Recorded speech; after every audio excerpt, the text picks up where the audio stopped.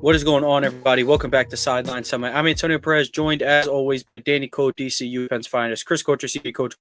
We got another great episode for you guys today. We will be talking about the NFL trade deadline. A lot of things went down. Sauce Gardner's on the move. Quinnen Williams on the move.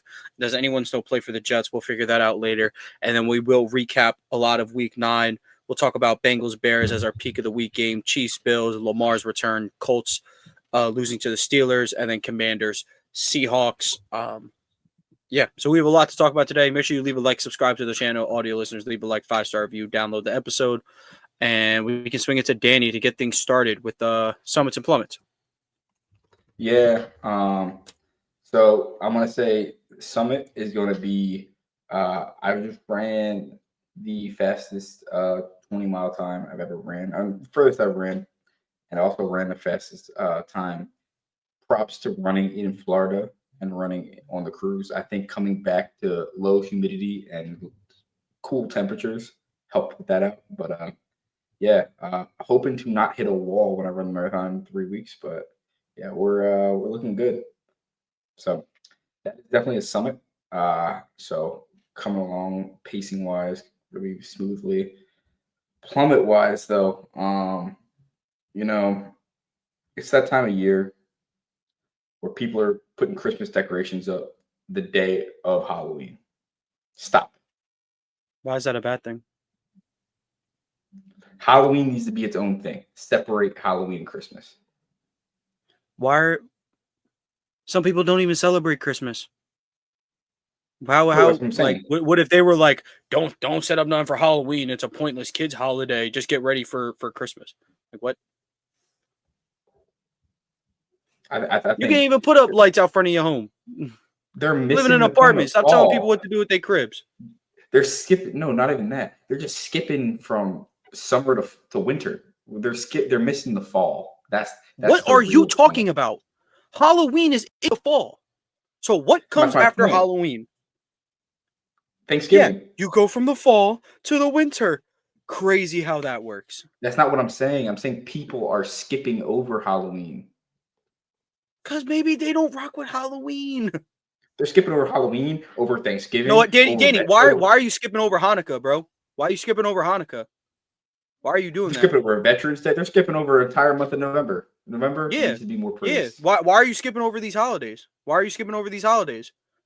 I don't. I celebrate. You don't celebrate them, so it's not your business.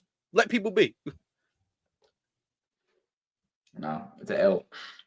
It's not an L. Christmas lights are way better than Halloween decorations. That's not what I'm saying. I'm just saying that they need to let the time and appreciate what they got in front of them. Yeah, you're genuinely stupid. Like, you're dumb. Anyway, Chris, Summits and Plummets. That's crazy. Sorry, because but I say this every time y'all talk. Y'all remind me of me and my friend so much. I just was snapping on him just like that for telling me. I feel bad for whoever your friend is. Getting compared to this stinking poop. No. Gosh. Danny might be smarter than him. I'll tell you why. We argued for 12 minutes on why we think the Ravens should have not even traded for Jair after we both were excited he got him. He was on the side that he never got him, which just wasn't true. I want you to know that when you listen. That was not true. You were just as excited as I was when we got Jair Alexander. Now that he's actually not even a football player anymore, unfortunate Eagles fans, he's going to come over there. Respect Eagles legend. And turn into Darius Slay. I know he's going to. Not Steelers Slay, unfortunately, Danny. Sorry. He's going to turn into Darius Slay of the Eagles. He's going to be the best corner of all time. It's going to happen. Anyway, Plummet. Actually, I don't really have any plummets. I'll go double summit. First part of the summit is I was telling the guys the reason why I missed some time last recording series because I had this big event at work. It was the biggest school fair in North Dallas. It happens every year. And it was my first time being a part of the school district working this event, and I was over food and beverage. So it was a big deal. I had 3,781 attendees. Last year only had 2,500, so a big increase. There were actual goats there. No, not LeBron James, Lamar Jackson, but actual goats in a little petting little zoo thing. And to watch the kids go wild over there was hilarious. And it was like a robotics thing where they have like a basically think of sock and boppers but cooler, and you can like play them with the remote, or you can put your hands into the thing. It was cool. Watch all the kids have fun. That was dope. So that's part of my first summit. And then double summit is I get a day off for that. Even though I had to work it, it was mandatory. I get a free day off during the week for that. So shout out to me. Yeah. Shout out to the fair being over. But yep. Huge W going down there in Dallas. Sucks there wasn't an actual LeBron and a Jason Tatum and a Patty Mahomes, but shout out those four-legged goats. College football, summits and plummets. Again, on the summit list, Texas, another really good win. Like really good win. I think I can comfortably say I think they're the best 2-loss team in the country at the moment. I'd have them over Notre Dame. I would have them over Vandy, obviously. Huge summit for Miami. Miami, even being a 2-loss team with a tiebreaker, like the head-to-head on Notre Dame, I think Notre Dame would be the betting favorite if they were to play in a neutral site at this moment. They are unraveling at a very bad pace. Carson Beck has not looked like the player we saw through the first 2 months of the season, or the first about month and a half of the season. So not good over there. Plummet to Nebraska. They're losing Dylan Raiola for the season. So, hopefully they can come back stronger. Hopefully they can make a real threat, real push for the college football playoff. And the summit we're getting our first real college football bracket, not the AP top 25, the real thing that will, of course, require a group of 5 team to be in the mix. So even if the highest ranked group of 5 team is ranked 18th, they're making the jump to 12 because that's how the thing works. And you always love to see it. Very interested to see how many SEC teams get in there. ACC is a weird mix at the moment. Shout out to Virginia. They've been playing some good ball too. They might be the ones coming out of the ACC. So great week college football. Temple got absolutely waxed. Let's not talk about it. Texas A&M didn't play. So yeah, let's get into some pro ball stuff though. The NFL trade deadline is about all wrapped up as of 2 hours ago, as of this recording. So I guess we should just start with, the Jets kind of ruled the day on this trade deadline. They kind of cleaned house a little bit, got rid of Quinnen Williams. They sent him to Dallas, and they sent Sauce Gardner to the Indianapolis Colts. Which one would we rather start with? Sauce. It happened. Let's start with let's. Which one was that, Danny? Sauce. It happened first. Yeah, that's fine. We can start with Sauce. I'm pretty sure there's like exact details, at least years on the picks, that I wanted to find. But at the moment, the trade is Sauce Gardner to the Indianapolis Colts for 2 first-round picks and A.D. Mitchell. So, will we grade this trade on both sides? What were the initial reactions? Whoever wants to go first. My initial reaction is it's an A+ for both sides. A team that's trying to add to a win now team and seems to have figured it out on offense, looking to add a piece on defense. A team who had Xavier Howard starting across from Travaris Ward a couple weeks ago now adds one of the top coverage corners in the league. But they give up 2 first-round picks. And clearly they haven't been able to draft that well in the first round. Taking Anthony Richardson. Warren turned it around. But in the past, their first-round picks in A.D. Mitchell and Anthony Richardson clearly haven't panned out. So if you can go get Sauce Gardner, why not? And then the Jets, in return, you're figuring out what guys are Aaron Glenn's guys. And go get some return. Go get as much as you can get back if you're not going to see them there in the long run. So I think it's perfect fit for both teams. Yeah, Chris, what was your thoughts on this one? Because you're obviously a big Sauce guy. What do you think about his fit in Indy? Do you think it was smart by the Jets to do this? What are we thinking?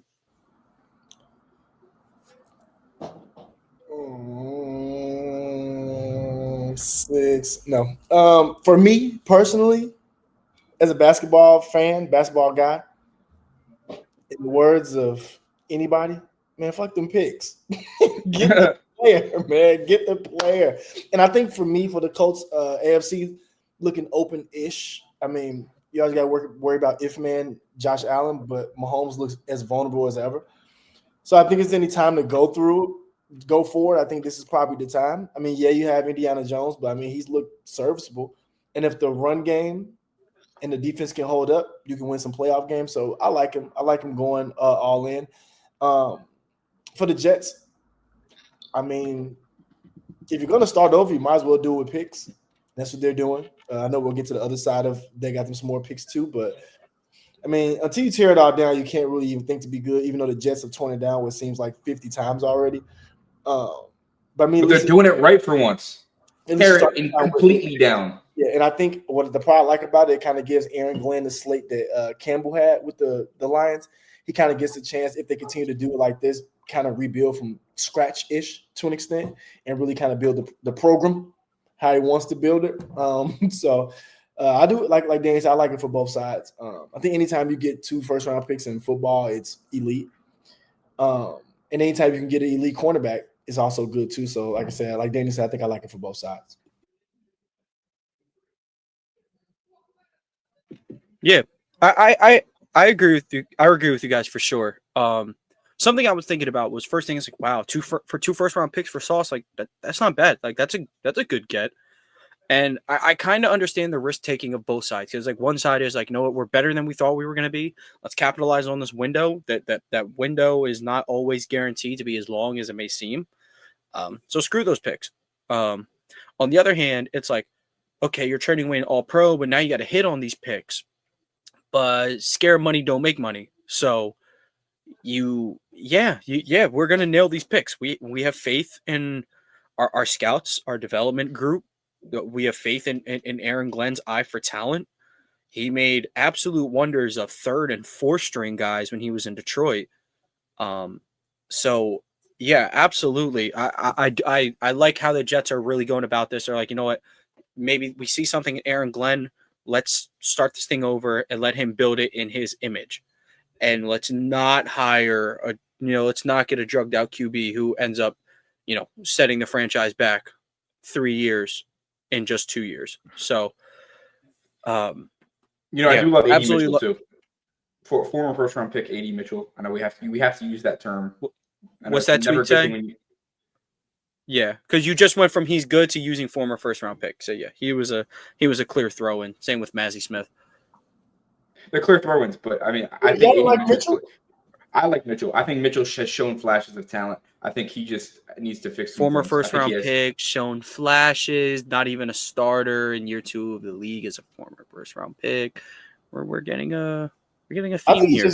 I think he just got pushed down by the Colts really liking Downs and Pierce over him. I think when he got time, I thought he looked okay. But also, obviously, I'm not a football talent evaluator as good as other people. But I think he looked solid. And I think if it's anything that the Jets could have used, it was wide receivers who did not come in with Aaron Rodgers. I agree. So I'm cool with less Lazard snaps if that's what Adonai Mitchell brings. I'm thankful for that. But at least I think at the end of the day, it gives him a chance to really get his feet going. So I mean, he had Anthony Richardson at first, who obviously is ass apparently, and then this year he had that one blunder and he couldn't seem to get back on the field after that. So I'm excited to see him. I think Mazzy Smith might be more of a throw-in, but I do kind of like Mitchell's still having potential. I think he's on the year 2, but yeah. I mean, I hear what y'all are saying. He was pushed down that depth chart because Pierce is better than him and Downs is better than him, and Pittman is clearly better than him too. But yeah. Their wide receiver room operates on a Danny, don't cut me off. Their wide receiver room operates on like an NBA kind of thing. Like let's look at if you look at Alex Caruso, Cam Reddish is a more talented basketball player, but Alex Caruso brings more to the table on what you want from an NBA basketball player at this rate. It's kind of the same thing over there. Okay, he's this super elite wide receiver 1 talent, but these guys block, and Pierce is a better downfield threat than him. And that kind of matters more than what we need. And Pittman's a better, I guess, wide receiver 1, if that's what we're going to call him, than Mitchell is. And then Downs is, he's one of Daniel's favorite targets, or Daniel Jones' favorite target. So, yeah, that's kind of why he maybe found himself the odd man out, despite being so talented. But maybe in New York, he can find a little bit of footing with a less talented wide receiver room, like you guys said. We'll move to the Quinnen Williams one because I really like that one. Yeah, I think a team I talk about a team that really needed just one alpha on the defense, just one. Well, not just one, but they needed one. Is more so my point. And they got him. I believe they got him for a second rounder, a first rounder, which will be the better of either the Cowboys or the Packers, and Mazi Smith for Quinnen Williams, of course. I really like this move, along with the other trade that Dallas made earlier in the day. You got a guy in Quinnen Williams who can wreck games at points, and that's someone you need. Him and Kenny Stark could definitely help out with that run game, and he's a little bit more dynamic in the pass game. He allows you to draw up some things. I was telling Chris before this, I saw a clip. It was Roquan and Hamilton on a stunt, and it was really nice. And I could imagine that with like Quinnen Williams and Overshown. No, same issue as the corners aren't as good, but I'm excited for the move. It was very clear they needed to make defensive moves, and they did it. So it's good on Jerry Jones and his front office on putting their foot down and making something happen. So I like the move for Dallas for sure. And of course, the Jets, they're in just peak rebuild right now. If they were really peak rebuild, they would have sent Breece Hall and Garrett Wilson out the door. But Garrett Wilson, maybe he's one of Glenn's guys. So. I will say this. With Quinnen Williams, I think you get maybe what you was hoping to get out of Kenny Clark a little bit. Get that defensive tackle with real force in the middle. But now you got both. Now you got Clark and Quinnen Williams. You can either play them both, figure out how to play one of them, or send one to Mars. I don't care, but you have both now. And I think the one thing I want to say, and I was telling my girlfriend this earlier, one thing about Jerry Jones, he is Jerry Jones. He gonna do something. You never know. He is the owner ever. He is the owner, but he's gonna do something. And now I'm not gonna lie, y'all know I love Michael Parsons, and I also love even more getting Michael Parsons jersey for 80% off at Fanatics in Dallas. Thank you, Fanatics. But You're crazy. What I love more, you turn Michael Parsons into Kenny Clark. Everybody boo, boo, boo. Now you turn Michael Parsons into Quinnen Williams. Is like, a little better. Plus, you still have Kenny Clark. Plus, you still got a little bit of that draft capital left over. Maybe it's not as bad. You can still use the edge, like, I don't know, Michael Parsons, but you still have something. And I think that's the cool part for me. I think he's still awake up there. He's not Pat Riley. That's what I'm gonna say about Jerry Jones. He's still awake. He's still got those marbles moving a little bit. I like it for the Cowboys, though. I think, especially when you have the record the Cowboys has that includes a tie, and your team is led by a quarterback who's 32. It's kind of like now or never time. I feel like you kind of got to just go for it right now. And I think this is one of those trades where it's like, all right, even if we did make a mistake, moving Michael, mistake or not, this is something to keep us afloat at least. So I can respect it at the very least. Yeah. Danny, what were your thoughts on this one? Yeah, they're 3-5-1. I think their record is important because I think you need 10 wins I think you need to be at worst 9-7-1 in the NFC. I think that you need at least 9 wins, whether it's with that tie, to make the playoffs. So they need to win at least 6 more games. With their team in front of them, they could do it. It's a reality. Upgrading on defense, they could do it. But do I think they will? I don't think so. And like you said, Chris, it helps them in their short-term window, but it detrimentally sets them back long-term. When you look at getting rid of Michael Parsons and now getting rid of the best pick available between those two, Quinnen Williams isn't a young dude. He's in his age 28 season right now. He turned 28 next month. So like he's in his prime. So like they'll get him between 28 and 30 still. So it will be an immediate impact, but it's not like they're getting a foundational. They traded a first and a second round pick and another defensive player for it basically undid the Micah Parsons trade. So to me, I would have just paid Micah at that point for the extra $15 million. So I don't know. It's great. They have roughly $30 million of cap going to Quinnen Williams a year. So it will be certainly interesting of how they make the cap situation work. So I like the trade for Dallas as an immediate impact fit. I would love to see how they make the cap work going forward, especially if they have to pay George Pickens. So, or they have to pay George Pickens. So is he going to be in Dallas or not?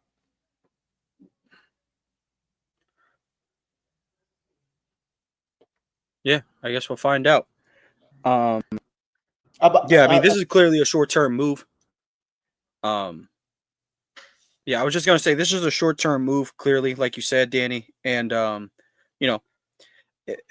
big mistake was trading Micah Parsons. Like that is the mistake. 100%. But, if you're Jerry Jones, you're like, damn it, I messed up. And I can't go back. But let me try to salvage what I got in my franchise quarterback, while we have one of the top receivers in the league, the best wide receiver 2 in the league, at least this season, in Pickens, while we have this unit. So I thought CeeDee Lamb's not mad at Jerry for trying to make amends with a mistake that he made just months ago. Is Smitty T. George? No. CeeDee Lamb, best wide receiver 2. Doesn't count. Stop. Don't stop. Don't. So what I was going to say to Danny's point, I think that's why I like the trade so much, because it is a short-sighted move. But also at the same time, I think this team is pretty much short-sighted, kind of like a 2-3 year window, I think, in my eyes, of really, really competing. So I kind of feel this trade to an extent. But at the same time, trade Micah Parsons was the biggest deal. But I think to Jerry's defense, not even to defend Jerry because I hate the Cowboys, he did spark a streak of winning 3 Super Bowls by trading Herschel Walker to get more pieces. Now, maybe he thought this would be that 2.0. I'm not saying it was, but I think he has a little bit of a, well, I did this once, let me try this shit again type of thing, but I wouldn't have done it. But at least he has that on his side. Nico doesn't have that. That's fair. He doesn't have that. That's never Nico worked. crazy. So Nico's crazy because you ain't even shop the dude, bro. Like, you didn't even ask to try to get Paolo or to get Franz and some. You just said, "Hey, man, can you give us Anthony Davis?" They was like, "Of course." Like, say Max Christina pick, bro. You probably could have got Giannis. You probably could have got Giannis and 3 of them things. You could have finessed, but you got finessed. I ain't gonna lie. Anthony Davis, Austin Reeves, and a pick sounds better. That does sound a lot better. Just change one guy. Yeah. But then when he tries to fall back on the defense wins championship things and Austin Reeves is involved. They probably tried to. My boy tries. He ain't great though. And Austin Reeves probably the Lakers probably said, "Nah, we like AR." They definitely did. They all connected. Bro, the whole thing was Pelinka turned it on him. He was like, "Well, I need more than one first." He was like, I'm taking a risk here. I'm taking Obese Man in this." Literally. You're finessing. He's like your classic fantasy teammate. You're finessing. This is better for you. That's how Pelinka was talking to Nico Harrison on the phone. Said, "You want to give us a 25-year-old that's about 6 pounds overweight according to America?" Nope. Take Anthony Davis. He can't keep his hands off the burgers. No, this is a threat to my team. In other words, you're getting all-world Anthony Davis, who, when healthy. Luka Doncic is drinking so much matcha right now. He's green on the inside. He's awesome. I love Luka. But I do want to mention one more thing about the Cowboys. The Cowboys team reminds me a lot of the end of the Drew Brees era Saints, when they tried to put every person and try to add, and they were paying every player. And then now the Saints are in cap hell for the next 6 years after Drew Brees retires, and they have no picks to even recoup. 5 years from now, the Cowboys will be in cap hell and they'll have no picks if they continue down the street. It's a risk you take when you think you can win a Super Bowl. That's the price to pay. But the Eagles are doing it the right way. Here's the thing. They're getting comp picks. They're getting players. Moving on right here. Jalen Phillips. I mean, truth be told, the Eagles are also lucking out that their honestly, everyone on their offense is taking pay cuts. Jalen doesn't make as much guaranteed money. A.J. Brown took a pay cut. Devontae Smith took a pay cut on his extension. Everyone's no other team in the league is doing that. But I was getting to Jalen Phillips. Football pay cuts is insane to me. I hope them boys get their money in some other way. Please. Yeah, but this game too dangerous not to do it. But money is nice. Championships are better. Either way, the Kawhi way, the I cry way.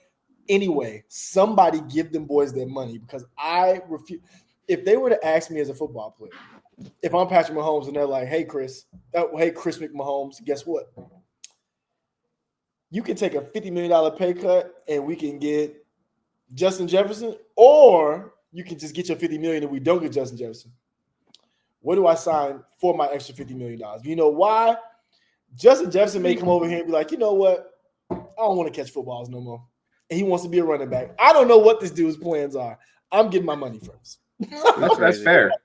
Provide for your family. I'm with that. Also, you know what I mean by the Kawhi way, right? Yes, getting paid illegally. By the trees. Yeah. Let's steer back on track real quick. I have two pieces of news that I want to talk to before we get to recapping. The first is sorry, I'm looking for it because I wanted to see the best player in the NBA is back tonight. I didn't say that. It's kind of minimal, but the Saints did trade Rashid Shaheed for I think a 4th and a 5th, or it might have been a 5th and a 6th rounder. Thought it was a decent move for Seattle. Someone who could stretch the field for them, give Darnold a weapon. I saw down someone the deep said, middle of the field. Seattle finds its number one target. Okay. Yeah, no, but just want to throw that out there. Here's the main source of news before I wanted to get to the recap. Kyler Murray benched. Jacoby Brissett will be the starter going forward. Wait, apparently Kyler's out. He saw a Kyler would have played yesterday if this was a playoff game. I read an article when I was driving home that it said Kyler's out 4 to 8 weeks with a foot injury and the doctor would not let him play. Again, he would have literally been the emergency quarterback yesterday. He got benched, my friend. I'm telling you what I just read. The brother got benched. You as a big member of K1 Fan Club, you have to look in the mirror. No, we don't. You know he has to look. He got benched for Jacoby Brissett, man. All you gotta do, Danny, don't listen to Tony's Debbie Downer attitude. He got benched.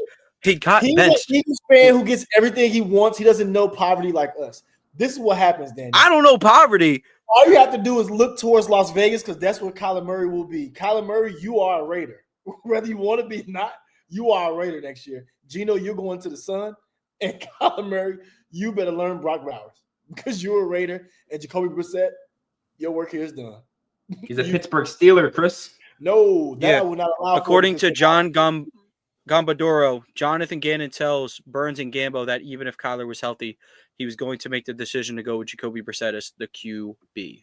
Yeah, Ben, I seen that too. Yeah, he was benched, but that's okay. He's ready for Brissett. He's a Raider. That's brutal. He's a Raider.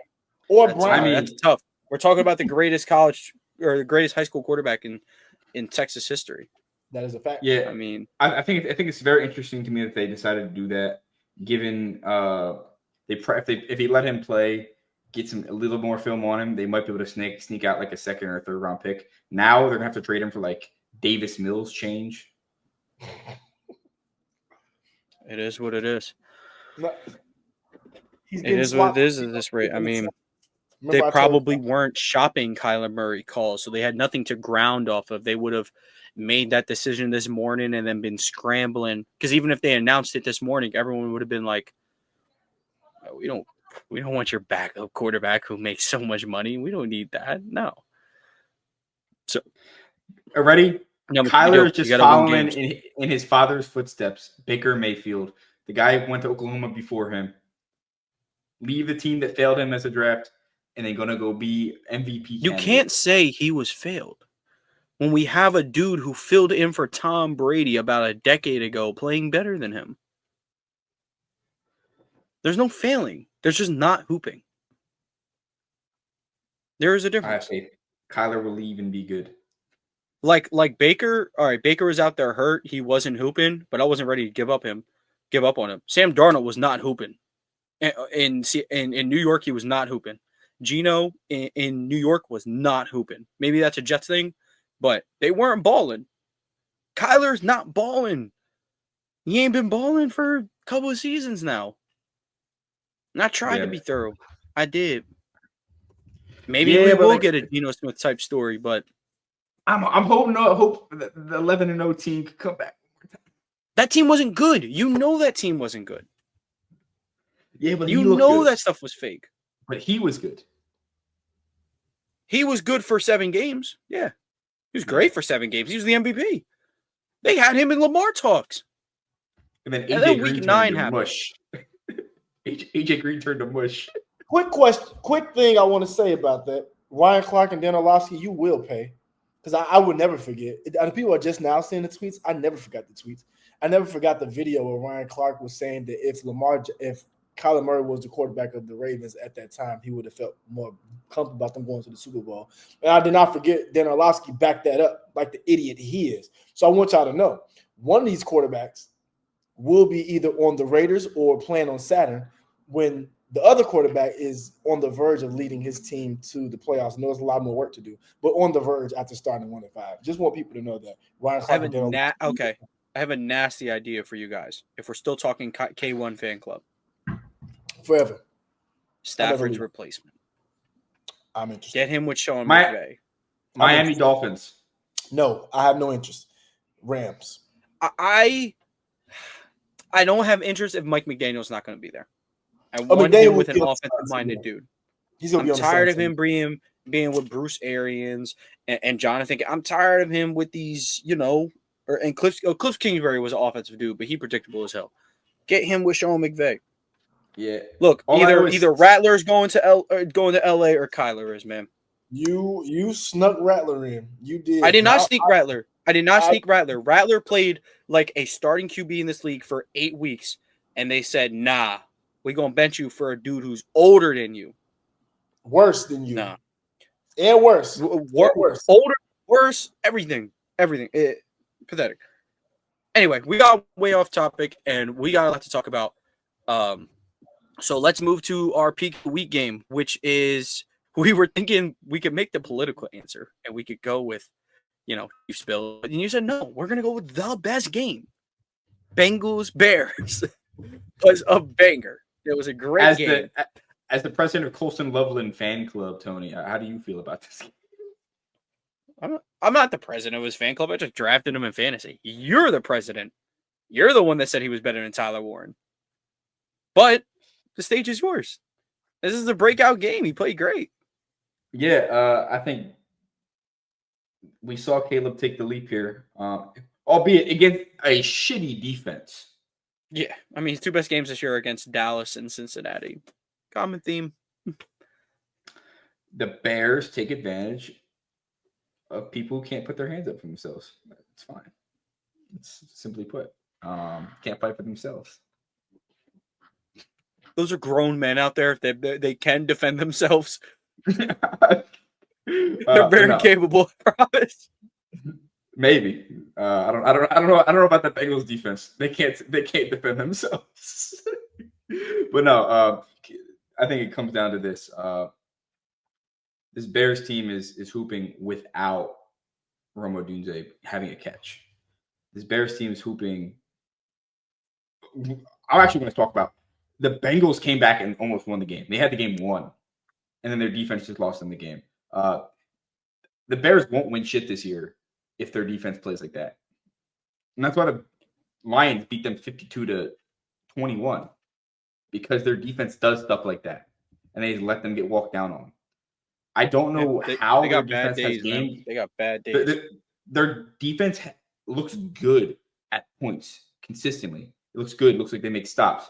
They play good defense, and then they come to a point where you're just like, what the hell happened?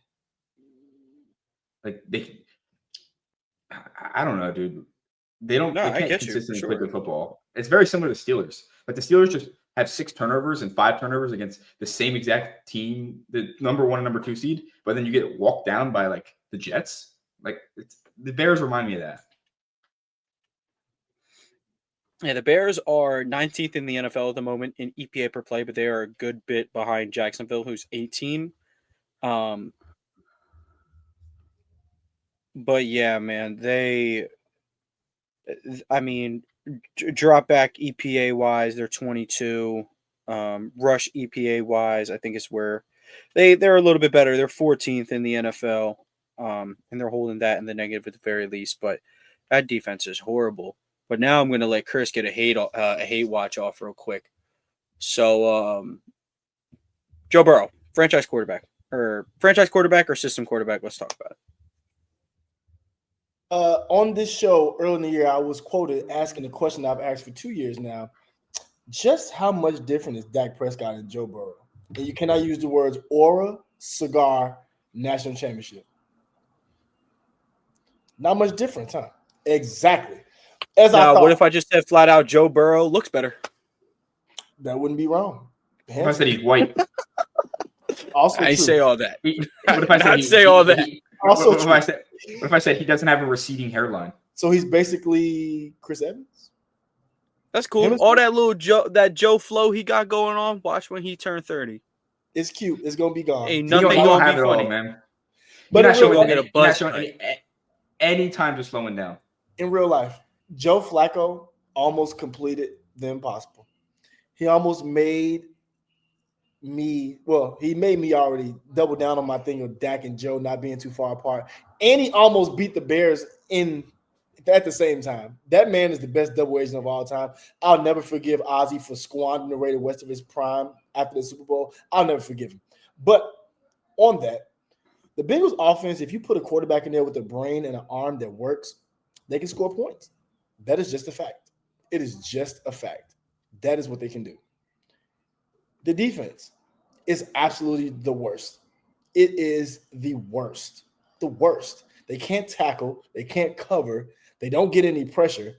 Why are they out there? Is my question.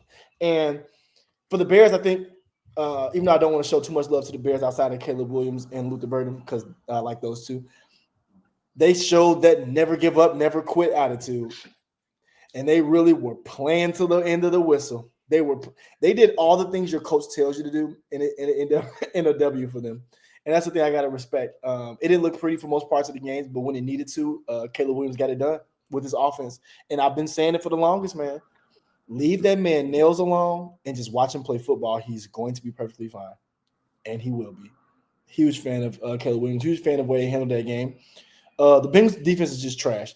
And what I think Chase Brown was alluding at and what he said is not wrong. And this is a sport where people are getting paid millions of dollars. If you cannot take harsh and direct criticism, don't play the sport.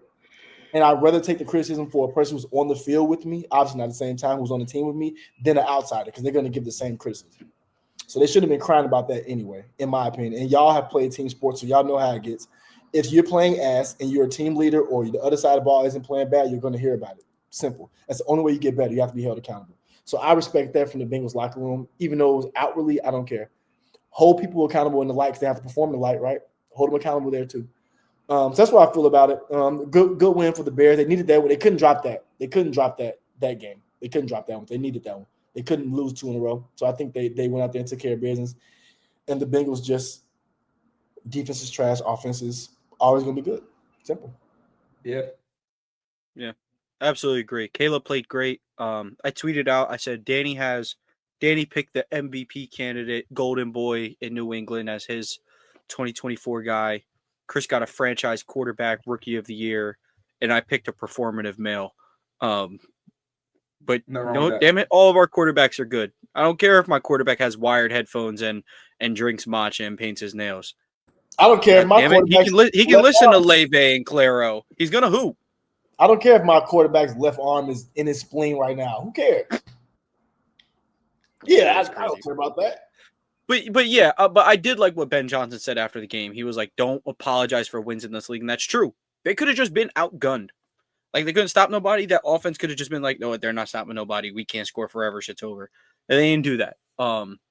So huge shout out to them. We can move to the start of the Week 9 recap with the couple of games we got left. Chiefs Bills. Danny, we'll start with you in this one.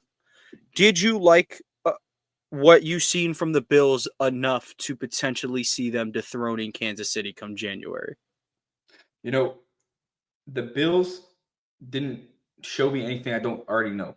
It's Josh Allen, James Cook, Khalil Shakir, buddy ball. And yes, Khalil Shakir. Because him and them tight ends are the only thing they got going in the pass game. Come playoff time, it's just going to be them, Khalil Shakir, and then tight ends. It's not a bad thing, but like, that's 3 pass catchers. That's a lot. It is. It's not like just that. It feels like it's not enough in the playoffs.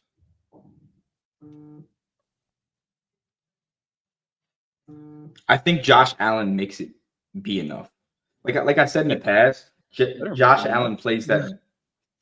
Josh Allen always plays that. I'm going to distribute, and I think they have all the archetypes of wide receivers to be successful. It's all about all coming together in playoffs and maybe avoiding the Chiefs one more time, which looks like if they happen to be in the wild card and the Chiefs are also in the wild card, they can't play the Chiefs. Yeah, I guess so.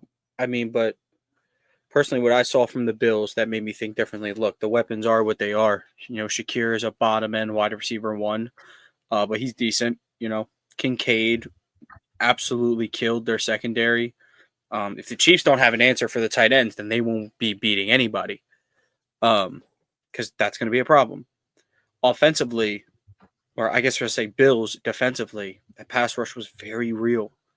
That was one of their most well put together games on the pass rush. And not to say it will be like that every game from here on out, and it won't be like that, you know. I'm just saying they are capable of giving Mahomes that kind of hell. I also believe this is the first game Mahomes had an under 50% completion percentage. So huge shout out to that Bills defense. I believe Maxwell had the pick. So that was good. I mean, seemingly the first team to kind of be able to keep this Kansas City team in check since Rice came back. So huge shout out to them. However, to answer my own question, does this give me enough to say they will dethrone Kansas City? No. I'm going to say no. But there's a I think they have the best formula they've had in years. That's what I think. You know, I think this is the best form of their defensive line that's gone up against Kansas City, at least what they're going to be going against. They have the highest advantage. I'll put it that way. Allen is obviously, the peak of his powers. Kincaid's getting better, getting a lot more used to Shakir being the wide receiver 1, and then getting a lot more used to this being a run-first offense with Allen and Cook. So they have the best formula, yes. Is it the Krabby Patty formula? No. It's just the chum formula at the moment. But Chris, what'd you think about this one? Your 2 biggest ops going at it. I just wish it could have ended in a tie, and everybody gets a Cowboys-Packers on their schedule. I hated the Bills winning, honestly, because it made If-Man look more ifable. I'm cool. I hated it. I hated every part about the game. I hated it because the Mahomes magic didn't work when it needed to against a team that wasn't mine. I hated it. Hated it. But what I will say, though, from the Bills, it's almost like, I don't know, hear me out. when you use James Cook and don't immediately put in Ray Davis, James Cook does James Cook thing. I don't know. I think it was a big thing. James Cooks. It's almost like he plays just like Dalvin for those couple years. Y'all know that Dalvin Cook years in Minnesota. Y'all know those years. It's almost like he looks like him every time he gets the ball. But no, for the Bills, I think it was a really good win for them. The Chiefs are always – they're the Chiefs, dude. They just are who they are. So you want to get a W against them anytime you can, especially when you're rolling like the Bills have been this year in a sense, and you look like you're going to be an AFC Championship contender. You want to get this win against the Chiefs. And they got it, 27-21. I think it was a little sloppier game than they may have wanted. But I think Josh Allen put on his cape when he had to, and the rest of the team did what they needed to do when they needed to. I think I was most impressed by the Bills' defense because that's kind of what I haven't been sold on all year for the Bills. I just don't think they're that good. I mean, they have some names that you know, but just even outside of that, they just don't seem that good to me. But I think they play really well in that game. So the Bills can do like that and hold people to 20 points or less. They'll win the Super Bowl. Because I believe Josh Allen can get you 27 points a night. I believe he can. With Shakir, with Kincaid, Knox, literally the never-ending tight end roulette that they have. He can get you 27 points a night. So, I think it was a really good win for the Bills. I'm not looking at it too crazy for the Chiefs. I mean, I think they put up a solid game. They lost, but still a good game. So I think it's more of a telling sign for the Bills than the Chiefs. Do you think there's a reality where the Chiefs don't make the playoffs? No, only because I think it's so many other AFC teams doing worse that they can still sneak in somehow, some way in a wild card or something like that. That's my own personal, just my thought process. They have a big game. They have a bye week now, and they have a big game coming up against the Broncos, which if the Broncos win, it should cement the Chiefs as a wild card team. Yeah, I was about to say, that's about it. That would be crazy. Schedules ain't cake. I'll say that. Schedules ain't cake, but I would think they'll make playoffs. Because if I'm looking at the Chiefs, I think we evaluate them at the end of November and look at them face reality. They have the Broncos, the Colts, and the Cowboys, and the Cowboys are desperate.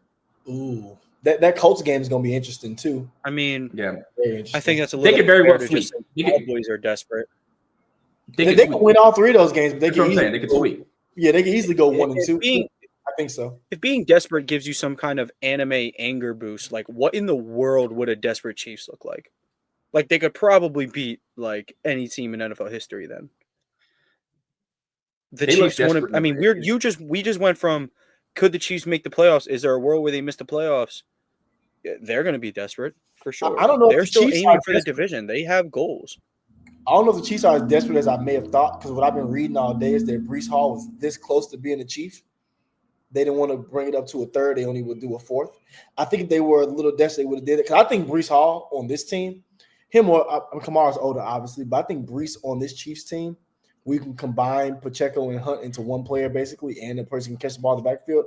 That would have put them, even no matter what their record was, I would have picked them to come out the AFC again. I think that would have been it for me personally. I do just hope that Mahomes, or this team at this point realizes, okay, you got beat once in the Super Bowl, but you were kind of banged up, and it was against the GOAT. Well, now you just got banged up by, also the GOAT, but, you just got beat again. So, I hope they should be striving. They should still be looking to win the division. Chargers aren't letting up. Broncos aren't letting up. So, I still see them making the playoffs. No, I think they should. I think they probably finish 10-7, six seed in the playoffs. All Mahomes has to do is get in the dance, but I hold them to just higher standards. 6 seed, get the Broncos in the 3 seed in the playoffs. That's it. They could. Here's your problem though. They could get anyone they want in the first round. They're going to be favored. Colts, of course. They wouldn't mind seeing the Colts. They could get. Don't even get me started if they get the Steelers in the first round. Oh my gosh, that would be great. And it would finally get Mike Tomlin fired because they're going to destroy y'all. You don't know Jalen Ramsey as safety like I do, Tone. You don't know safety Ramsey like I do. Let's talk about Steelers. Hold on, I had one more. Whatever. Yeah, we can go Steelers Colts. We can go Steelers Colts before we talk about Lamar real quick. Yeah, I mean, I think let's talk about Steelers before we get to the soon-to-be AFC North Championship game in 32 days from today. Steelers Ravens in December, by the way. That's what I'm referencing. That y'all are losing. Yeah, 100%. But yeah, the Steelers Colts game. Can't say that any of us on the show predicted it to happen. A Steelers team that looked like they were playing bad defense. They had no one played together. They trade for a dude who's been an aggressive safety, hard hitter, and then move their aggressive hitting corner who loves talking shit back to safety, and they look good. Not only did they look good, they look like one of the league's best defenses again against one of the league's best offenses this year. And to me, it doesn't even have to deal with the secondary that much. It has to deal with pressure getting home finally. TJ Watt got home. Alex Heisman's getting home. Peyton Wilson dialing up blitzes. Jack Sawyer making plays. The entire defense made plays, and it all stemmed from shutting down the run and playing sound gap football. Shout out Cam Hayward. He was the best player in defense that day, and no one will recognize it. Yeah, the Steelers are the most unmoving team I think I've ever seen. Like, great win. You definitely needed it, and the changes that were made were necessary. But I don't know what to think of this team. You lost to the Bengals last week. You beat the Colts this week. You know, it's Packers and Bengals. Oh yeah, well, you lost to both of them, and the Packers just lost to the Panthers. So what does that make out of you guys? Jordan you know? Love's a fraud. I told y'all. I don't know if fraud's the word, but inconsistent for sure. You don't get Danny. I don't even want to hear you say Jordan Love's a fraud because that was your reasoning for why you guys would beat Green Bay, and then he shredded you guys. He was awesome. So pipe down. Yeah, I know. Because he's a good quarterback. I will say top 10. What's it? He top 10. We're not doing this, man. He's top 10. I just gotta name out 10, and I see if I throw him in there. No, don't give me a second. Whenever I'm on mute again, I'm gonna name 10 quarterbacks. I will say them with you. Lamar, Mahomes, Allen, Stafford, Herbert, Burrow, Hurts, Daniels. You could put Hurts in front of Burrow. Jane Daniel. This will be, I guess, unpopular between the three of us, but I think you could put Love over Hurts or Daniels. Well, but if you have one of those guys over Love, I'm not gonna go. If you're putting Love over Hurts, guess what? Then Burrow's out. Because Hurts over Burrow. Thank you. Hey, I got Dakota Prescott over Jordan Love too. I'll tell you right now. Okay, so Jordan Love could either be fringe top 10. It kind of depends on what you argue. I like Baker. I guess it depends on what you value. If Burrow, who'd you say, Danny? Baker. Nah. This year, Baker. I'm out. This year, Baker. I will say this. The Baker's last 3 games have been rough. Like they've been rough. He's starting to look more Linsanity-esque than anything. Not Linsanity, but if Burrow gets the love he gets for beating Patrick Mahomes in the AFC Championship, in the AFC Championship 15 years ago, then Jalen Hurts, who beat Patrick Mahomes head-to-head and brought home the Super Bowl MVP, and this isn't even coming from a Hurts lifer, he's got to be over Burrow, right? He just got to. Of what it says. Cedar came out because he heard me talking about Burrow. He hates Burrow too. Come here, boy. That's my boy. He hates him too. That's my boy. Yeah, Hurts over Burrow. I'm dying with it. Yeah. Anyway, back to what we were talking about, though. Do we feel any different about the Colts with this loss, though? No. I think they're iffy anyway. I think they've been good, obviously, but I don't know, man. I don't know how much I trust Daniel Jones when it gets to the nitty-gritty. So I've always been a little So this game doesn't really surprise me because I feel like they're a team that can just drop a game like this because they don't have a star QB. So I think this is just one of those games you can drop because Jonathan Taylor didn't really get it going. So nothing else really got going after that. So I don't really feel too crazy about it. Danny, no different on the Colts. I mean, we definitely feel good about them going forward now with the, the trade for Sauce. But yeah, 100%. I think. Look, after the Patriots also lost to the Steelers, and then now they're 7-2. I think the Steelers defense proved that when they create turnovers, when they wreak havoc, they're a good team. Just can they do it consistently? I mean, they have 11 turnovers in a 2-game span. Like, there's 2 games. Outside of that, I think they have like 6 turnovers. So, like, the reality is they're not consistently bringing the pressure. Look, it's a bad day. They came back to earth a little bit. I think it's just a bad day, to be completely honest. And, it does raise some Sam Darnold in the playoff red flags to me for the Vikings, for Daniel Jones. That's all I have to say. Yeah, and hopefully, they have time to adjust. They'll make the proper adjustments. I guess the difference between the Vikings last year and the Colts this year is that the best player doesn't have to rely on the quarterback getting them the ball. It's not Justin Jefferson. It's Jonathan Taylor. And the Steelers did a great job of shutting him down. So I'm sure Steichen will find out, he's going to cook up a way. He obviously faced a look that wasn't the look on film with Pittsburgh. So I think with more preparation, I think maybe I would pick the Colts in a rematch, especially given the Gardner addition. I mean, it's not like he would have to guard DK. I didn't even know DK was out there this week. So yeah, we had DK. We had DK Senior, Darnell Washington. Yeah, DK, and the D stands for decoy. Decoy Metcalf. Darnell Washington. They love best him. receiver, I'm afraid. But let's get into Lamar's return. Very highly anticipated, and we were all looking forward to it, and he did not disappoint. Now, instead of looking like 2-6 in the face, you're looking at 3-5 in the face if you're Baltimore. And that ain't so scary, especially when everyone is back. Not just Lamar. I think that's a very underrated thing. Everyone's back. Ricard is back. That is the most important outside of Lamar Jackson. Pat Ricard. That's like y'all big Dom, but he actually plays. He is literally our big Dom. I was just about to say that. Do you see how happy Derrick Henry was? You see how happy he looked? Actually running in front of somebody that was bigger than him. Have you ever seen that? He looked so excited. But I think so I'm already chatting, so I'll talk about my Ravens first. For me, I was trying to see how Lamar's arm looked. I know it was the hamstring that was bothering him, but I was trying to see how the boy timing looked. He looked good. The boy looked good. He looked good. And I will say this, he didn't use his legs much. Now, was that because he didn't want to, didn't need to, or wasn't all the way right? I don't know. Don't care. He played great. And I told my friends in the group chat, it's a Zay, Lamar, Derrick Henry day. I mean, I said Zay, Derrick Henry, Mark Andrews day. I was correct. I knew exactly what it was going to be on his way back because that's been the formula. That was the formula last year when we were actually good. That was the formula. And that's what it was this time. And I love Isaiah Likely like everybody else. I do. Y'all know I love Isaiah Likely.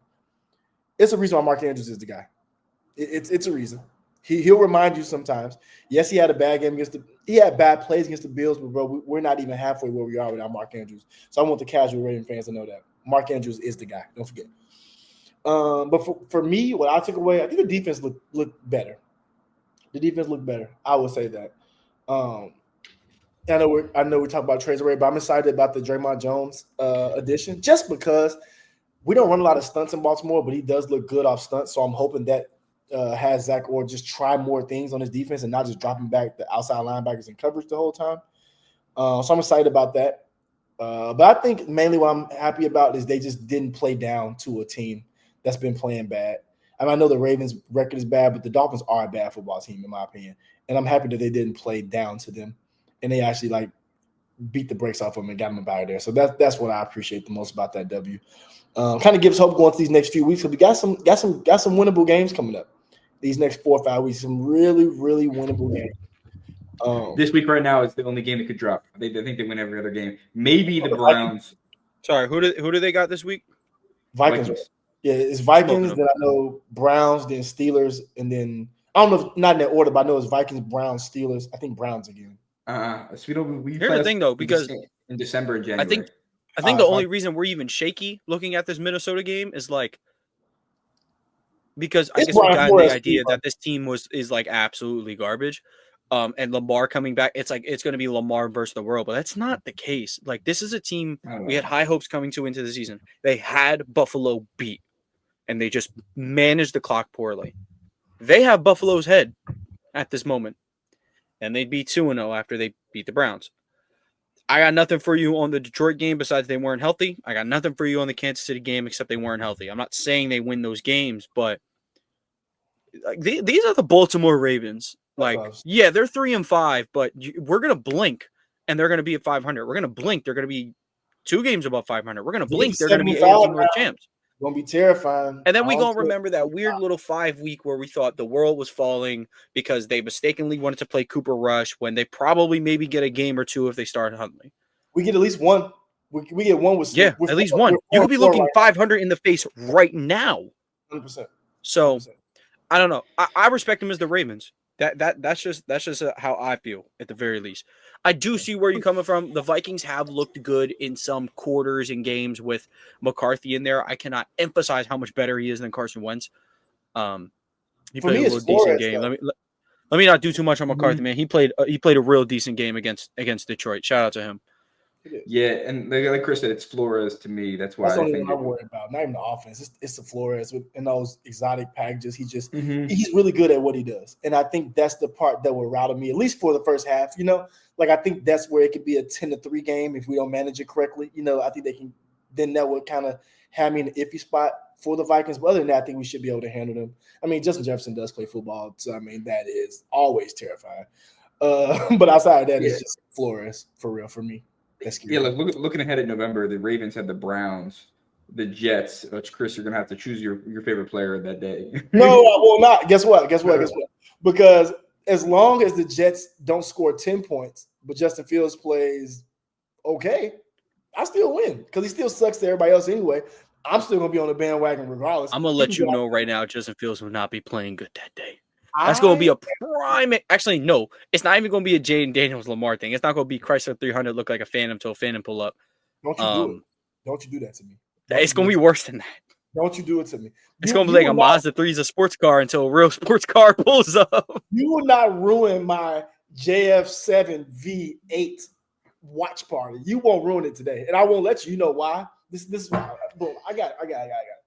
Justin Fields, breakout offensive game, leads the Jets to score 30 points against the Ravens.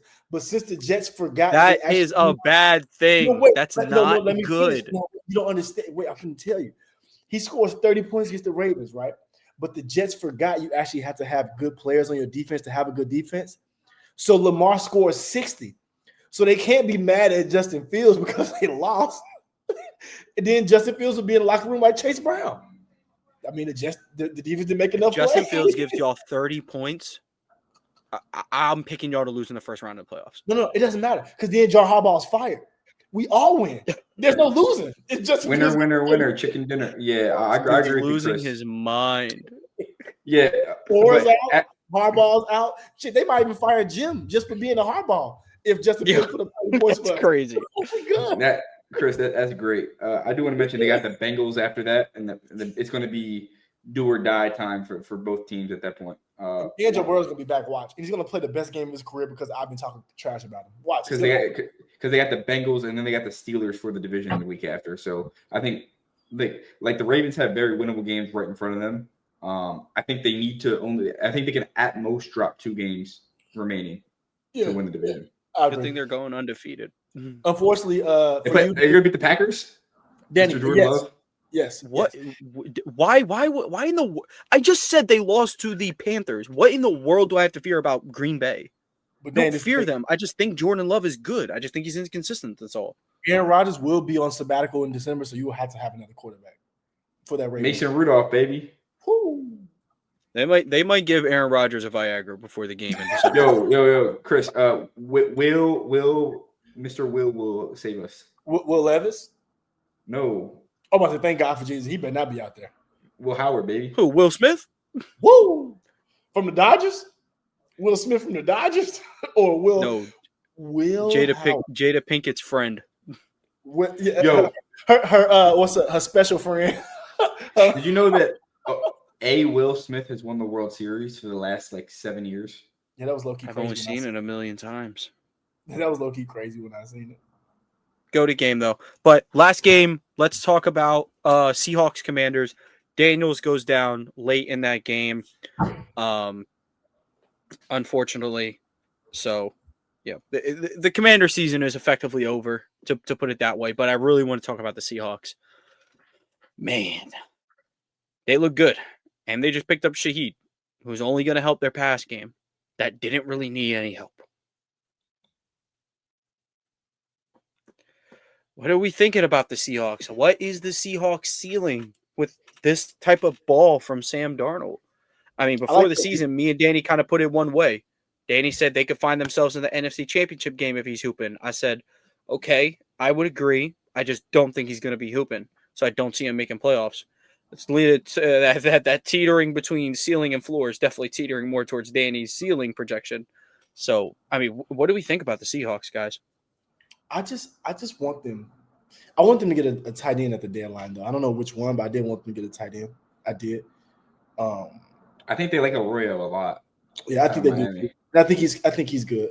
I just thought I wanted them to do, like, if anything, a splash. You know what I wanted, and I don't even know if this is even cap available, but I would have loved Njoku over there.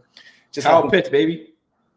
Or I mean, Njoku was my pick only because I feel like he's just a perfect security blanket, and for Darnold to have him to rely on with JSN. But I like Shaheed too. Obviously, I think that's a really good pickup. I think the Seahawks are dangerous because Darnold is playing well. JSN is playing like a top 3 receiver in the NFL, in my opinion. It's like him, Puka, and whoever else you want to put. Well, Puka's had a little time out because he's been hurt, but you know what I mean. For me, if the Seahawks can continue to have that threat of running the ball, even when they don't do it as much, like having Kenneth Walker and Charbonnet there, obviously Charbonnet steals all the goal line snaps from Kenneth Walker, but I think as a running back duo, they're really good. And I think that's what's opening up the game for Darnold and JSN and Buddy Ball so much. You have to respect that when they're out there. You have to respect it. And I think that's been having JSN just have so much just space to be able to operate, and Darnold with so much space to be able to find them. So I think this formula's working for them. Their defense is awesome. I know Danny's the one who put me onto defense earlier this year. He said it before we even started watching before football even started this year. And I wasn't privy to them. I only knew Tariq Woolen because obviously I'm a casual. And I knew Witherspoon, but obviously I'm a casual. So that's all I knew. But their defense is really, really good, really solid. They make the plays when they need to. And you can't really get big plays on them. So I think that's really what's interesting to me, especially, again, like for when playoffs come up. And I know you asked what we think about. I think there would be a really difficult out in the playoffs because of their strengths. They have elite wide receiver 1 currently. They have a really good running game. And they have a quarterback playing well with a really good defense. That's recipe for playoff wins, I think, in my opinion. So just interested to see if they can keep this momentum going to playoffs. I want to ask you a question. Did Geno Smith hold them back last year? I think Geno's literally still riding back. I mean, I don't know. I think Geno last year, did Geno play well? I don't remember how well he played. So I don't think Geno held them back. I don't know if that's the right word. I mean, maybe you could. Maybe you could say that to an extent. I mean, he turned the ball over a lot. That's what I'm saying. If you put DK Metcalf back on the team right now. Well, DK also gave this facade that JSN wasn't the wide receiver 1 when he's been better than DK for every second he was born. So I agree with you. Sometimes you need to move on. Nah, I think if you plug Darnold in last year, like on this team, like even with the way, like let's assume he already has like a year of good ball under his belt, it might be similar. It might be a little bit better. But this version of Darnold with this version of, you got Kupp and you just have JSN in his absolute most expanded role. He didn't have that last year. So I'm not saying that Smith will be doing as good as Darnold is right now, because that's definitely not the case. Darnold is playing with that stuff they were talking about at USC where he just has a God-given arm. That's what he's doing right now. Well, he just trusts in his eyes, I think, instead of throwing the ghost. Yes. Because his arm can do anything that his brain wants it to do. Just sometimes I don't know what his brain be thinking. But nah, he's been balling. He's been balling for sure. 100%. But yeah, I don't think we have anything else to talk about. I did want to talk about my quick favorite NBA bit of the year, though. It's gotten to the point. Y'all know that edit of AJ DeBansta with the the Gunna songs. People aren't even posting the edit no more. They're posting lyrics. They're posting just like word. They're posting the cover of the song. It is the best bit in NBA Twitter. I saw an NFL fan do it. I saw an NFL fan.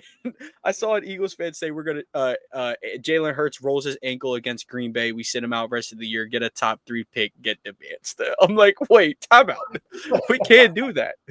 We can't draft him for the Sixers, dude. The best part of Ed is in the beginning when he's singing it on the bus, and Cayenne Anthony's right next to him, but nobody. No, I just noticed that today. He's next to Cayenne Anthony. Bro, because they're on the slam bus. Oh, 15 points and a dunk and he slapped the glass. I'm not sure if it's Carmelo or Cayenne. I will be seated. I'll tell you that. But yeah, like, I think that's the cool part about the edit. People don't even know he's on a double-decker bus. It's so many superstars on that bus with him. Like, it's so many I forget his name. Up there. The Booster twins are there too. They're on the bus too. You just don't know that. Yeah, they were there, and there's one dude in the background. I don't remember his name, but he was. I think he played for Overtime Elite, and he was talking to somebody. Someone was like, "You're a fake 4-star." He said, "I got 5." I don't remember his name. That was him. But yeah, this NBA rookie class is about to be loaded. You have Darren Peterson. You have Cam Boozer, AJ DeBansta. You have Nate Amen as well. Don't want to forget about him. 2 more names. Michael Brown. Do not forget the name Michael Brown. Darius Acuff Jr. Do not forget those 2 names. Michael Brown, Darius Acuff Jr. They will get lost in the shuffle because those are the top 3. Boozer, DeBansta, Peterson. That is the top 3. But Michael Brown, I tell y'all right now, him and Darius Acuff, those 2, special talents. Very, very special. Tony, I'll hear from you later in the year when you're watching college and you're like, who is this? And you'll remember the name like Chris told me. Watch. Yeah. Only thing I know is A&M won by 30 in the season opener. Can't be mad at it. I know the Aggies aren't necessarily banging in the SEC with like Tennessee and Bama and whatnot, but hey, we'll get there. Yeah, it's time. NIL, everybody got a chance. Yeah, and the game going to change when we start making Marcel Reed run point guard. So, y'all ain't ready. I think Marcel Reed played high school basketball. Yeah. Yep. Yeah. I didn't know he was a football player. I didn't know he was a football player until you had posted something. I was like, I've seen his name before. He definitely played high school basketball. Definitely. 2-sport phenom, man. But thank you guys for tuning in. Again, leave a like, subscribe to the channel. Audio listeners, leave a like, 5-star review, download the episode. AP New Freezer, Culture by Amigos, DC Comics. Thank you guys for tuning in, and we'll catch you guys later this week.